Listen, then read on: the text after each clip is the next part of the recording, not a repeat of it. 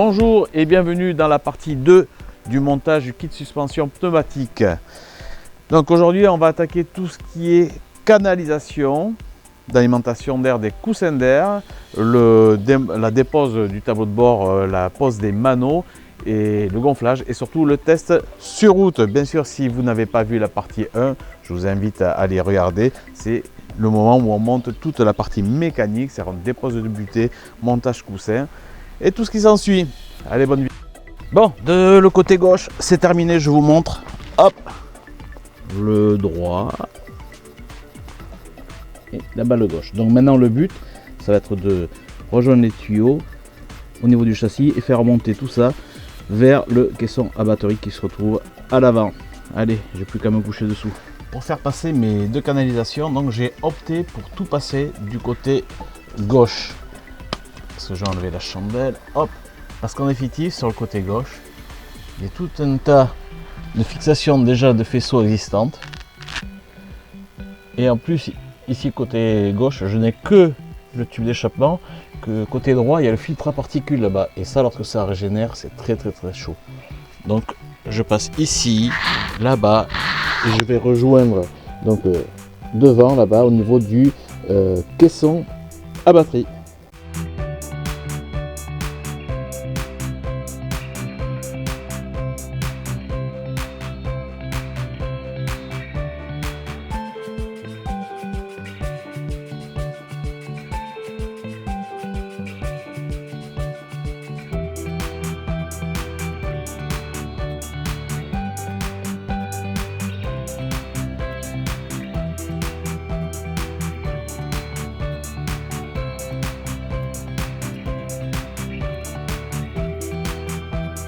C'est fait, les tuyaux sont passés par le bac à batterie, donc bien sûr pour cela il faut démonter l'emmarchement, il faut démonter la plaque qui protège la batterie. Donc pour démonter l'emmarchement, vous avez quelques vis, il faut démonter aussi le petit bout de plastique de protection ici et défaire cette partie là pour pouvoir bien sortir l'emmarchement. L'emmarchement, attention, parce qu'au niveau du frein à main, il faut aussi démonter le cache du frein à main parce que ici, c'est un point de fixation de l'emmarchement. Donc il ne faut pas forcer, il faut vraiment bien regarder. Et voilà, donc mes tuyaux passent au bac batterie. Je vais laisser du mou pour pouvoir remplacer la batterie sans tirer sur les tuyaux. Ça passe, on profite toujours pareil des passages de câbles d'origine.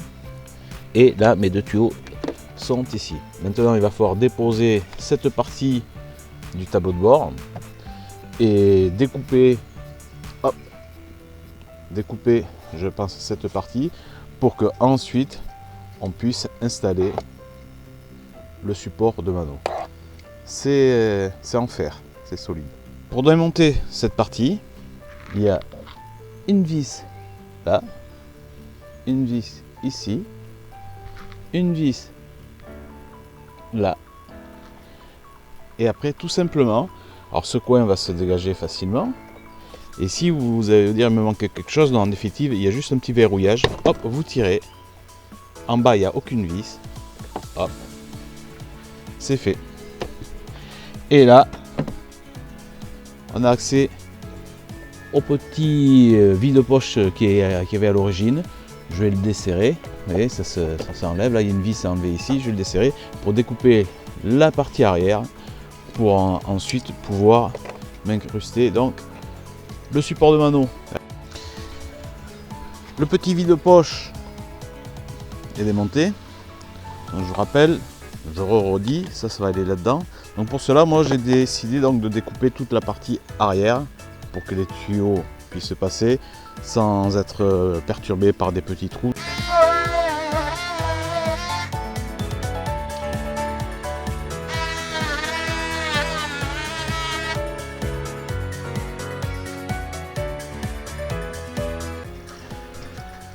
Voici donc le bloc monté. Donc moi j'ai mis le tuyau rouge sur le coussin gauche, le tuyau bleu sur le coussin de droite. Donc je vais reporter ici mon rouge donc sur le mano de gauche et mon bleu sur le mano de droite. Donc je vais raccourcir un petit peu, je vais regarder quand on enfonce qu'il n'y ait pas de pli au niveau des canalisations pour pas empêcher l'air de passer, bien que les raccords sont sortis. Alors maintenant, ce que je vais faire, donc c'est ce que je vous avais dit tout à l'heure, là je vais pouvoir encastrer mes manos, c'est rien le bruit, c'est ma louloute qui fait le ménage dans le camion.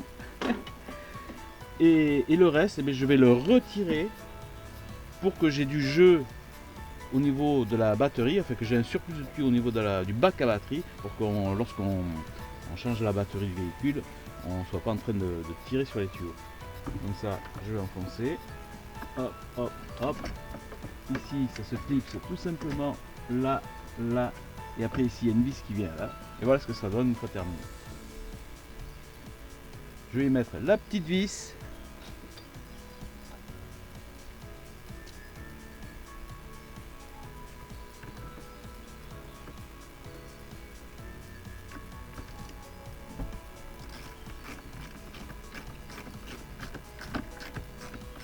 Hop. Et voilà, tout beau, tout propre.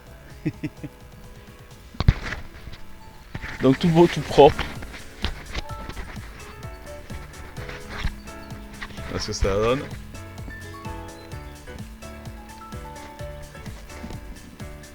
Et là maintenant le surplus, je vais le tirer ici.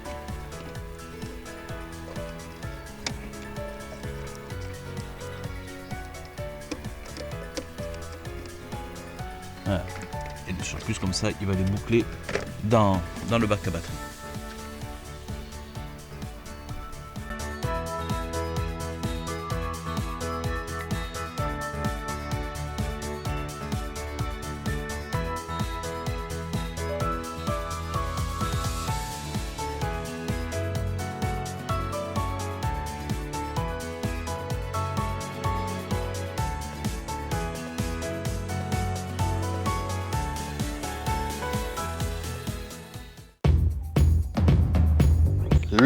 L'installation est parée, donc je vais gonfler.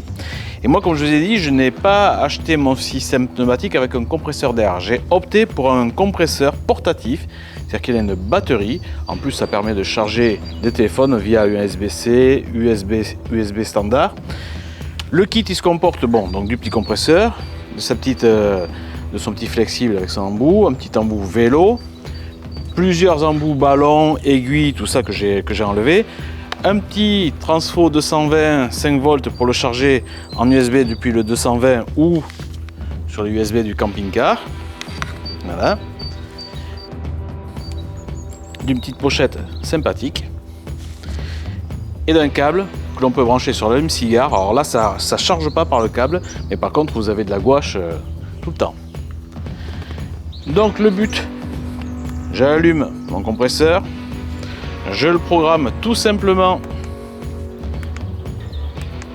Voilà, je vais lui mettre 2 barres. Je rentre, j'appuie et ça va se faire tout seul. Voilà, c'est terminé. Le véhicule s'est levé. Voilà, il y a 2 barres. Allez, on va faire l'essai. Bon, bilan, on est en train de rouler. Alors le but, c'est quand même d'équilibrer la pression d'air sur un plat parfait. Parce que si vous avez votre véhicule qui est de guingois, où le sol n'est pas droit, et que vous mettez la même pression à droite et à gauche, ou vous allez arriver sur un sol droit, ben vous verrez, il y a 100 ou 200 grammes d'écart. Donc c'est chose de fait. Donc je me suis mis moi à 2 kg.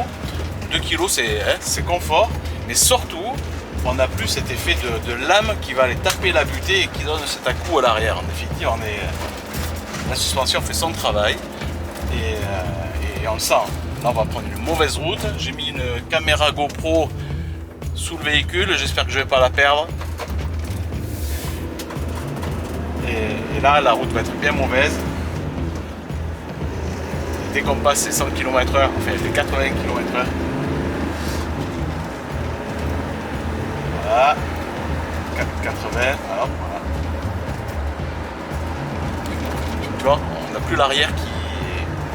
Alors là, ça a sauté, paf. Tu vois, il est tout doux.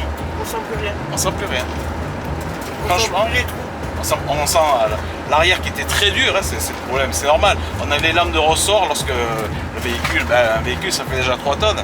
Donc on a les lames de ressort, elles sont à 1 cm de la butée qu'on a démontée. Donc forcément, dès que la suspension se comprime, elle touche la butée, et malgré quand même que la butée soit quand même souple, ben, ça fait 7 à coups de butée. Là, c'est fini. C'est tout comme tout. On va voir le travail à la caméra que j'ai mis dessous, j'espère. Et puis voilà. Franchement, un petit investissement, mais très agréable. Je pense ah ouais, au roulage, ça va être super sympa. Hein. On vous en dira plus tard quand on aura bien essayé sur la route. Voilà. Bon, en attendant, si cette vidéo tutoriel vous a plu, vous n'hésitez pas, les petits pouces bleus. En commentaire, dites-moi, pour ceux qui ont déjà des kits suspension à air, à quelle pression vous mettez votre suspension. Moi je suis à 1,9 kg, j'ai mis 1,9 kg, 2 je trouvais ça faisait le véhicule un peu haut.